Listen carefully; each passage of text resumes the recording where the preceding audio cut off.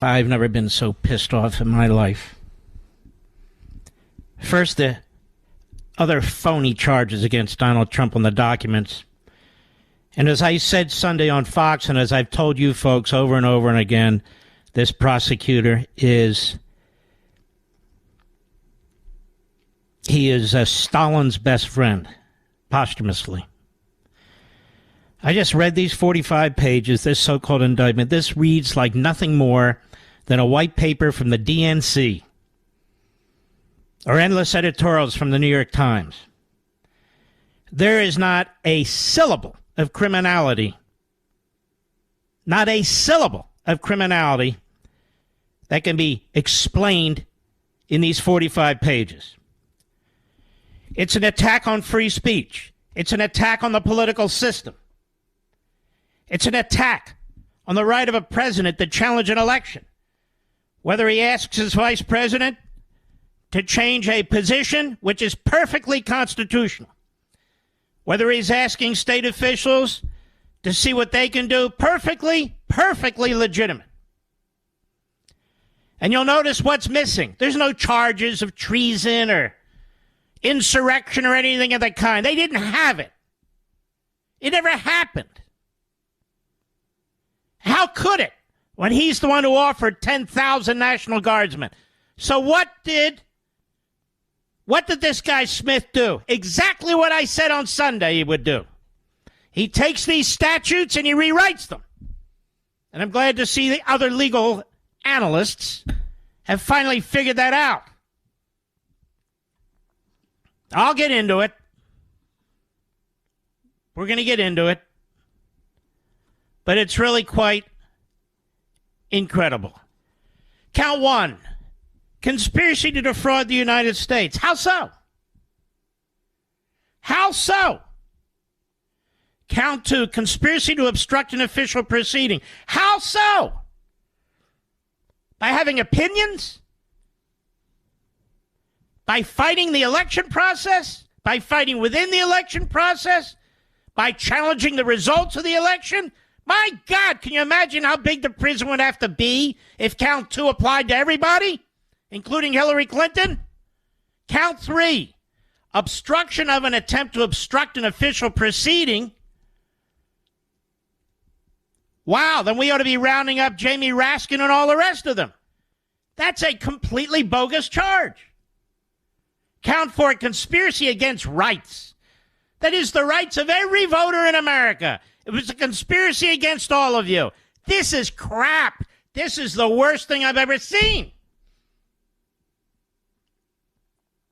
And Jack Smith's going to get up there, he's going to read a statement, and then he'll leave. We'll cover it, because I'm dealing with it. I've asked Mr. Producer, unfortunately, at the 11th hour, because here we are, to pull my monologue from Sunday on Fox, because I want to play it for you. The judge chosen in this case, you ready for this? Is one of the radical left-wing judges appointed by Obama. Trump always gets an Obama judge. How's that? How does that work? He always gets a radical left-wing Obama judge. The first minute I would have as a judge, I would demand that Jack Smith present himself in my courtroom. And I would say, what the hell are you trying to do? We have a presidential election. You drop these bombshells like this, like they have some meaning? They have no meaning. None. A president is free to tell the vice president of the United States, you should not accept those electors. My lawyers tell me X.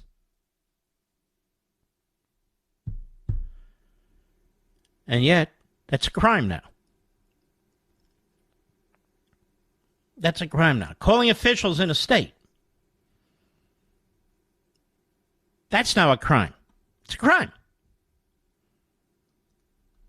Yes. There is nothing new in this indictment. Zero. There's nothing here. Lawyers are allowed to have their opinions. I suspect some of them have been indicted, but their names have not been revealed. There's 6 of them. President's allowed to have an opinion. He says, from on or about November 14, 2020 through January 20, 2021 in the District of Columbia, the defendant did knowingly combine, conspire, confederate, and agree with co-conspirators known and unknown to the grand jury to defraud the United States by using dishonesty, fraud, deceit, to impair, obstruct, and defeat the lawful federal government function by which the results of presidential elections are collected, counted, and certified by the federal government. Who wrote this? Joe Scarborough?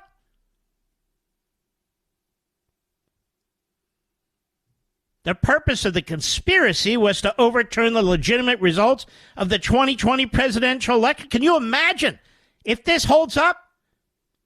Can you imagine?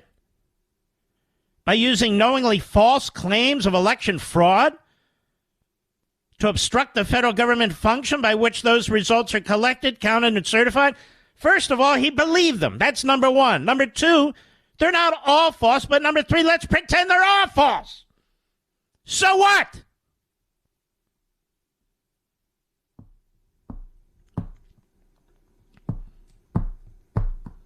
Now, if you don't believe that we have an unelected rogue federal prosecutor with a team of rogue federal prosecutors that he chose as from his former positions at the Department of Justice, if you don't believe that Merrick Garland's behind it, Merrick Garland has to approve every one of these charges.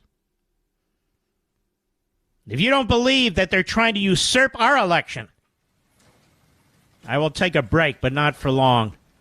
Here comes the hitman himself. Go ahead when you're ready, Mr. Producer. Today, an indictment was unsealed, charging Donald J. Trump with conspiring to defraud the United States, conspiring to disenfranchise voters, and conspiring and attempting to obstruct an official proceeding. The indictment was issued by a grand jury of citizens here in the District of Columbia, and it sets forth the crimes charged in detail. I encourage everyone to read it in full. The attack on our nation's capital on January 6th, 2021 was an unprecedented assault on the seat of American democracy. He didn't charge him with that. As described in the indictment, it was fueled by lies. Lies by the defendant targeted at obstructing a bedrock function of the U.S. government, the nation's process of collecting, counting, and certifying the results of the presidential election.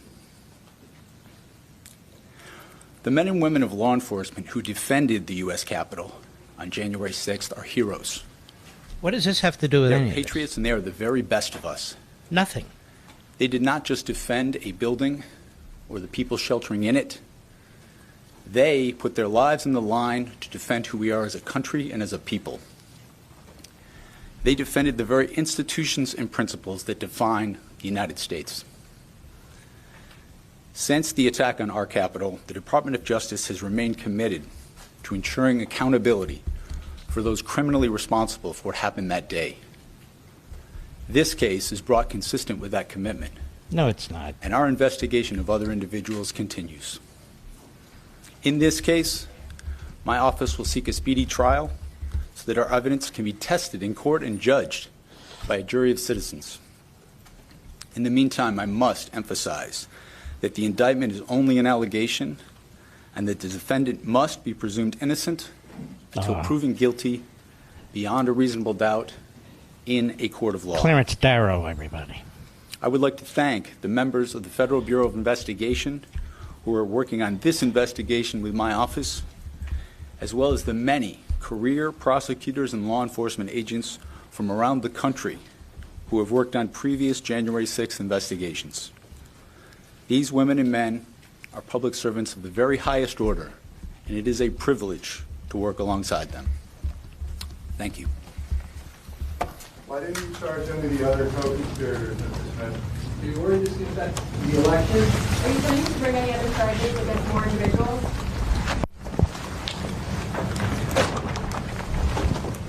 That's it, America. The man in charge of America's next presidential election, who is clearly rooting for Joe Biden, as is his boss, Merrick Garland, he's spoken. That's it.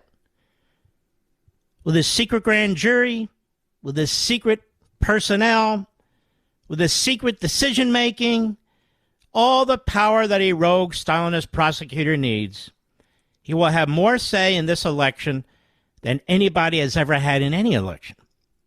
That was a speech given by an a-hole to the media and to the Democrats. He doesn't care what you think. He obstructed the government, did Trump. Had a funny way of showing it. He left office when he was supposed to. He offered 10,000 guardsmen, which is why they couldn't bring those other charges speculated by former federal prosecutors on CNN and MSNBC. So he dusts off these ridiculous statutes and applies them.